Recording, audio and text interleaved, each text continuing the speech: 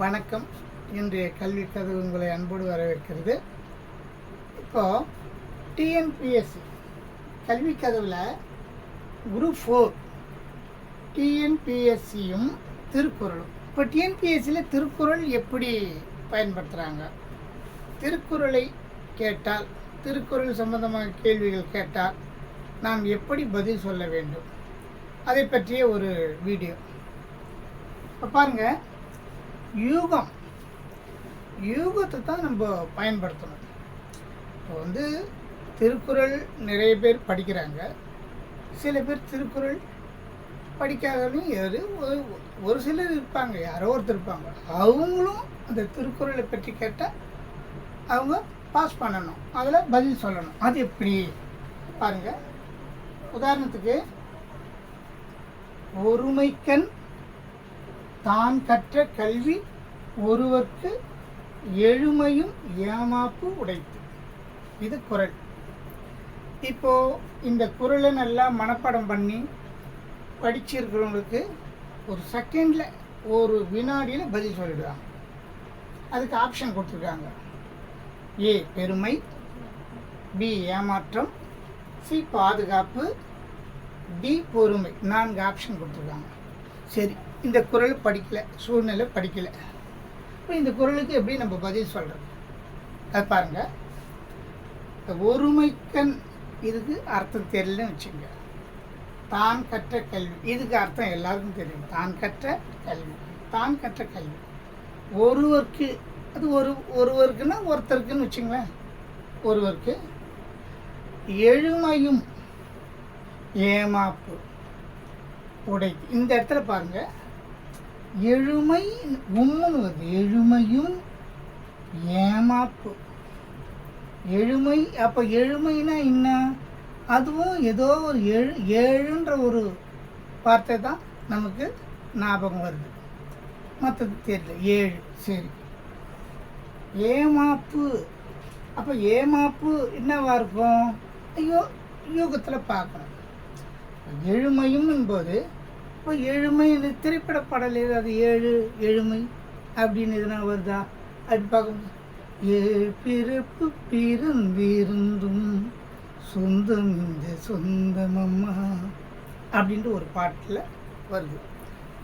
பிறப்பு பிறந்திருந்தும் சொந்தம் இந்த சொந்தமம்மா, வாழ்விருக்கும் நாள் வரைக்கும் தஞ்சம் உந்தன் நெஞ்சமம்மா.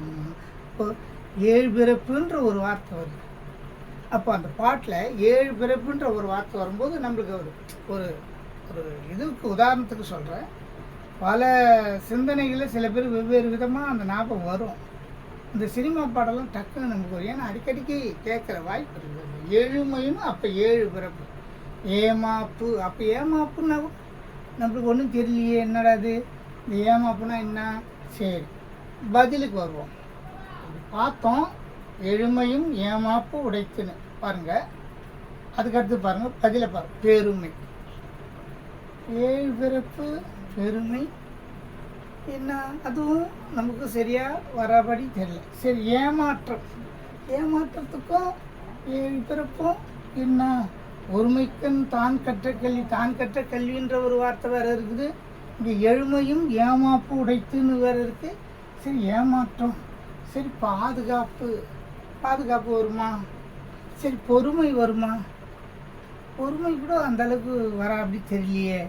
அப்போ 7 பிறப்புக்கும் நமக்கு ஏதோ ஒன்று துணை வரா அப்படி ஒரு கருத்தை அது சொல்லுது. 7 பிறப்புக்கும் நமக்கு என்ன துணை வருதுன்னா பாதுகாப்பு. இதுதான் சரியான பதில். இப்போது இப்படி தான் ஒவ்வொரு எந்த குறளுமே, எந்த குறள் எந்த கேள்வியாக இருந்தாலும் நம்ம முதல்ல என்ன பண்ணணும், அதனுடைய பொதுவான விஷயத்துக்குள்ளே போகணும். அந்த கேள்விக்கு பொதுவானது. இப்போ உதாரணத்துக்கு, இப்போது காமராஜர் ஒரு கருத்தை சொல்கிறார், ஆங்கிலத்தில் இருக்கு.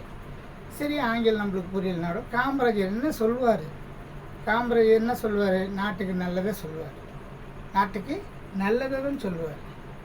சரி, அறிஞர் அண்ணா என்ன சொல்வார்? அவரும் நாட்டுக்கு நல்லதை சொல்வார். அதில் கொஞ்சம் பகுத்தறிவு கருத்து கொஞ்சம் உள்ள வரும். ஏன்னா பெரியாருடைய கொள்கையினால் பெரியாருடைய சீடர் இருந்ததுன்னா பகுத்தறிவு கொள்கை வரும். அப்போது நம்ம இவங்க பகுத்தறிவு சார்ந்து வரும். இவர் வந்து காமராஜர் வந்து நாட்டுக்கு நல்லது செய்யணுன்ற ஒரு கருத்து வரும். இப்படிலாம் வரும்போது நம்மளுக்கு இப்படி தான் இருக்கும், இப்படி தான் சொல்லியிருப்பாருன்னு சொல்லிட்டு அந்த யோகத்தில் அந்த ஆங்கிலத்தில் படிக்கும்போது கூட இந்தந்த வார்த்தை அப்படி இருக்கும் இப்படி இருக்குன்னு பார்க்கும்போது நமக்கு பதில் வந்துடும். ஆங்கில வார்த்தைகள் கூட சார்ந்த வார்த்தைகள்லாம் நம்ம பார்த்தோம்னா வந்துடும். அப்போ இதுவும் அதே போல ஒருமைக்கண் தான் கற்ற கல்வி ஒருவருக்கு எழுமையும் ஏமா படைத்து. இது கல்வின்ற அதிகாரத்தில் வரும். கல்வின்ற அதிகாரத்தில் வரும். கல்வி வந்து 40வது அதிகாரம். சரி, இந்த 40 கல்வின்னு எப்படி ஞாபகம் வச்சுக்கலாம்? 40ன்ற எண்களை நம்ம எங்கெல்லாம் பார்க்கணும்? வீட்டு நம்மளுடைய வீட்டு எண்ணு 40 இருக்குதுன்னு வச்சுங்க. அப்போ 40 வந்து கல்வி, அப்படி ஒரு ஞாபகம் வச்சுக்கலாம். வயது 40, அது 40 கல்வி. சரி, பேருந்து நிலையத்தில் போயிருக்கிறோம், 40ன்னு ஒரு போர்டு போட்டு ஒரு பேருந்து வருது, 40A, அது சீரியல் வரும், 40A. பட்டாபிராம் அண்ணா சதுக்கம், பட்டாபிராம் அண்ணா சதுக்கம். அப்போ இது போல் ஞாபகம் வைத்து கொண்டால் நம்ம அந்த அதிகாரங்களை நம் ஞாபகம் வைத்துக்கொள்ளலாம். பஸ், பேருந்து, பேருந்து எண்ணு, வீட்டு எண்ணு, வயது, இல்லை 40 ருப்பீஸ் 40. அப்போ நம்மளுக்கு அந்த இது ஞாபகம் வைத்துக்கொள்ளலாம். இப்போ தேதி 1ஆம் தேதியிலேருந்து 31ஆம் தேதி வரைக்கும் நம்ம கேலண்டரை பார்க்குறோம். பேங்க்கில் போனால் அந்த தேதி எழுதுகிறோம். முக்கியமாக அந்த தேதி இன்றைக்கி என்ன தேதிங்க பக்கத்தில் இருக்க சொல்லுவோம், இன்றைக்கி என்ன தேதி. அப்போ தேதிகளை வைத்து அதிகாரங்களை நம்ம மனப்பாடம் பண்ணிக்கலாம். அப்போ திருக்குறள் மீது ஆர்வம் வைத்து கொள்ள வேண்டும். நன்றாக படித்தவர்கள் ஒரு வினாடியில் பதில் சொல்லிவிடுவார். நன்றாக படித்தவர்கள் ஒரு வினாடியில் பதில் சொல்லிவிடுவார்கள். படிக்கவில்லை, இந்த குறள் தெரியவில்லை என்றால் கூட நாம் யூகத்தை பார்த்தால் பதிலை கண்டுபிடித்து விடலாம். அதை ஒருமைக்கண் தான் கற்ற கல்வி ஒருவருக்கு எழுமையும் ஏமா படைத்து. பாதுகாப்பு சீதான் சரியான பதில். இதே போல் நிறைய திருக்குறள் சார்ந்த வீடியோக்கள் தொடர்ந்து வெளியிடுற பாருங்கள், உங்களுக்கு ரொம்ப உதவியாக இருக்கும். டிஎன்பிசி படிக்கிறவங்களுக்கு இது வந்து ரொம்ப பயனுள்ளதாக இருக்கும். உங்கள் நண்பர்களுக்கு ஷேர் பண்ணுங்கள். பெல் பட்டன் எடுத்துங்க. கல்வி கதவு சேனலுக்கு சப்ஸ்கிரைப் பண்ணுங்கள். நன்றி, வணக்கம்.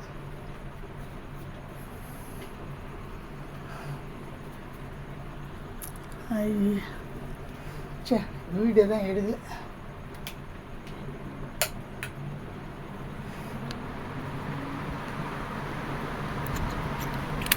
தெரியல. Low storage phone may slow down. Some system function will not be available after the